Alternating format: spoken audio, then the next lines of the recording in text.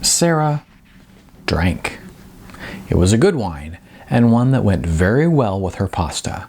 Actually, it might be more accurate to say that the pasta went well with the wine, as she was quickly on her way to making the alcohol the main course. A status alcohol rightly deserves in all cultures, but a status which so few individuals are willing to truly commit to.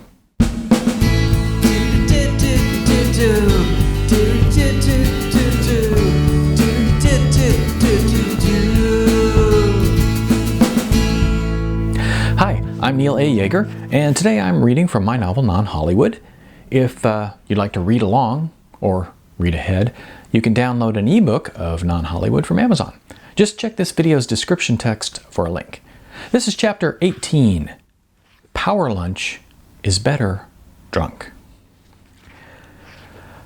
Though the wine was good, she had to wonder just what she was doing here in this particular restaurant. This had been one of their favorites, hers and Mitchell's. Mitchell, the agent. Mitchell, the ex-boyfriend. Her ex-boyfriend because he had become a real agent and she was still a nobody actress wannabe and... Wait, that didn't have anything to do with anything. The alcohol had her going off on tangents. And she told herself that she shouldn't refer to herself as a nobody actress. She was a talented actress, just one who was thus far unknown. She should use her acting skill to pretend this was a power lunch. Anyway, because this restaurant had been one of their favorites, hers and Mitchell's, her first instinct had been to avoid coming here. Something told her that she shouldn't do it. Not just the restaurant, but all of the couple things. It was as though someone had drawn a big red X through them. No more restaurants. No more walks at the pier. No more weekends at the flea market. No more... And she started to realize how ridiculously far it could go if you're crossing off anything shared with an X. Did she have to buy a different car because Mitchell used to ride in her Mazda's passenger seat? Could she never again use her own bathroom because Mitchell had used it too? So she thought, screw it. Just because Mitchell didn't want her anymore didn't mean that all of their favorite couple things were off limits, and this restaurant was the first actualization of that resolve. It wasn't just that they liked the place. You could separate a they. He liked the place, she liked the place. As the she part of they, Sarah felt that she had every right to come here. So she did. Of course, the decision was one thing. Getting herself to believe it, well, that was the wine's job. Sarah stared across the table to the empty half of the booth. She couldn't help seeing him sitting there, hearing him talk about the business in that excited way that made people think that either he was knowledgeable and enthusiastic or think that he was a shallow, pompous fake. Well, she supposed, considering that his career was taking off, someone must have opted for the former. Either way, she saw him there, and she heard him there, and she knew that one way or another, she would finish that bottle of wine by her own damn self. As Sarah sat there thinking of Mitchell, suddenly there he was. Not a wine and depression-fueled phantom sitting across from her in the booth, but the real live Mitchell being led to a table by a hostess.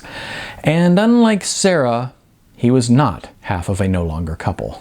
Nope. On his arm was a somewhat familiar-looking, very beautiful young woman. Sarah couldn't place her, but damn, she did look familiar. Then, Sarah experienced that thing, that feeling like no other, the first time that you see your ex as your ex, as in post-couplehood, that odd, awkward, embarrassing feeling you get when you first see them. A feeling only topped by them being with a good-looking member of the opposite sex. And then, hey, why not have them notice you seated by yourself downing a bottle of wine? Mitchell noticed her, alone, downing a bottle of wine. As he walked by her table, Mitchell stopped and said cheerfully, "Sarah, my God, how are you?" She hesitated for a moment. That damn question, the "how are you" question, had always gotten her. She was always tempted to answer the question honestly rather than politely. "How am I? Oh, I have really bad cramps and gas. Thank you for asking." But the truth is not what people want to hear when they ask that question. And in this case, an honest answer would be long, complicated, hurt, angry, and much fueled by alcohol. So she came to her usual conclusion that an honest answer to the "how are you" question was probably a good way to lose friends and influence nobody. "I'm fine," she replied. Mitchell turned to the woman who accompanied him, and motioning towards Sarah, he said, "This is my friend Sarah. Sarah, this is..." But Sarah didn't hear the young woman's name. Her mind had done a sudden jarring, like a locomotive hitting a boulder that had fallen across the tracks at the sound of the word friend. Friend. Had Mitchell just introduced her as his friend? Is that what she had just heard? More wine! Her brain clearly wasn't ready for that yet. She was still trying to wrap her mind around changing the nameplate on her mailbox to only her name, to looking at the his and hers tubes of toothpaste in the medicine cabinet and not feeling the desire to bawl her eyes out. There was absolutely no way that she was ready for the man she had, up until very recently, shared a bed with, to introduce her to a stranger as his friend. Somehow, Sarah managed to smile and shake the nameless, beautiful woman's hand. Then Mitchell and his date had followed the hostess over to a table of their own. Sarah looked down at her pasta. Suddenly, it looked quite unappealing, just some rubbery, stringy, vaguely worm-like things. She stared at the pasta as the word friend bounced all echoey through her brain. Friend. She turned and looked out the window. She tried to just watch the headlights go by, tried to empty her head of the word friend, tried to empty her head of everything, actually. Wine should be able to help with that. Then, out of the corner of her eye, she saw Mitchell slide into the booth seat across from her. He said, "Do you mind?" Did she mind?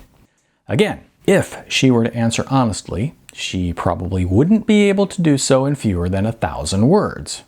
"No," she said, "of course I don't mind." Sarah glanced over toward Mitchell's table and saw that it was empty. She's gone off to the ladies' room. She hasn't fled the country or anything."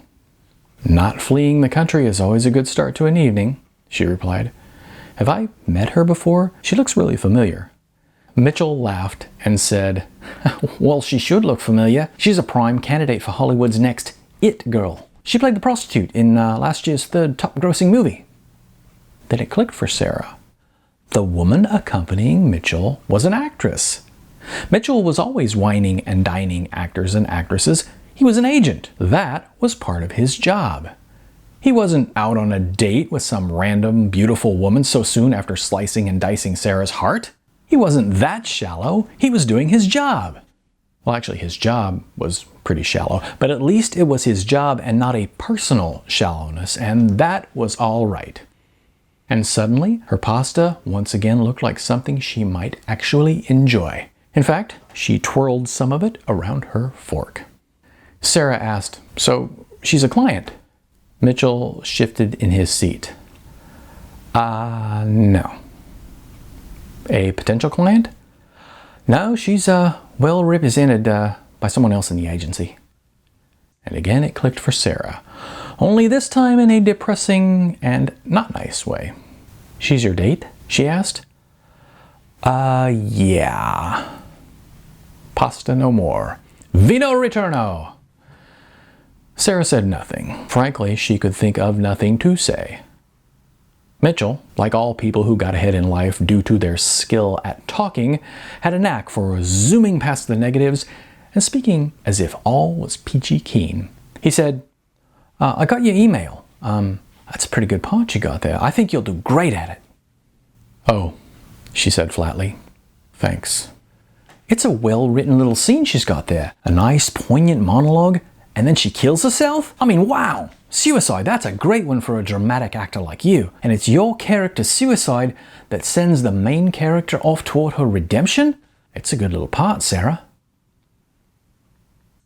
Thanks. You don't sound too thrilled. What's wrong? And how she wondered. Could he be dense enough to ask that particular question? Had he always been stupid and she hadn't noticed? Or had he been hit by a taxi and suffered brain trauma since the night he had dumped her mid-celebration? Sarah felt a sudden twinge of something, an urge to lay into him with her quite lengthy list of what's wrong, delivered with much volume, hand gesturing, general foul language, and at least a little violence. No, just keep it to the subject. Narrow the what's wrong down to what's wrong with the role. After a long pause, finally, Sarah said only 2 words. Ugly girl. Ah, I say. She sighed and continued. The guy who wrote the script is obviously a good writer, but he couldn't take the time to write this character a name? If she were Susie or Melinda, or hell, even Moonbeam, I would probably be thrilled with the part. But ugly girl? Mitchell looked at her and said, I think you're looking at this the wrong way. Am I? That's the name that's going to be in the credits. That's what I'm going to have to write on my resume. When my mom looks me up on IMDb, that's what's going to stare her in the face. Oh, there's my daughter. Ugly girl. She plunked her pasta-twirled fork down on her plate. The impact made that squishy sound that pasta makes, which always reminded her of the sound of alien tentacles. Staring at the pasta, not looking up at him, she continued. And you tried to tell me. That's what you were trying to tell me when the night you broke up with me. You said you didn't think I'd make it. It's because you think I'm ugly. And now here you come strolling in with Miss It Girl. Whoa, hold on, said Mitchell. No. You're putting words in my mouth. For starters, no, I absolutely do not think that you're ugly. It's just Hollywood, it's this business. Still, she stared down at her pasta. He continued, Hollywood and real life are 2 different animals. In real life, you look fine. More than fine. I know for a fact that guys check you out. Sarah mumbled, Guys who only like grilled cheese. What? Nothing. Real world guys, said Mitchell. Because in the real world, you look more than fine. It's just this town. In this town, you throw a stick and you hit a supermodel. Oh, can I please? Can you what? Hit a few supermodels with sticks, she said as she looked up. Speaking of which, your it girl is on her way back to your table. Mitchell got up from the table, but continued looking at Sarah. He said, and what I said before about you not making it, I put that badly. What I meant is that you should stop trying to be a movie star. Stop always submitting yourself for lead parts and focus on what you're good at, which is acting. There are many good actors who get a lot of work but never become stars. Be one of them. Right. Thanks, she said flatly. She watched as Mitchell headed back to his own table, where he gave little Miss Next It Girl a quick kiss on the cheek. Sarah shook her head and refilled her wine glass. Although Mitchell and company were not looking her way, Sarah raised her glass for a toast. Then she said, aloud, Why aim for the top when you can aim for the middle? And with that, she downed the glass of wine and signaled for her check. No more me letting me down.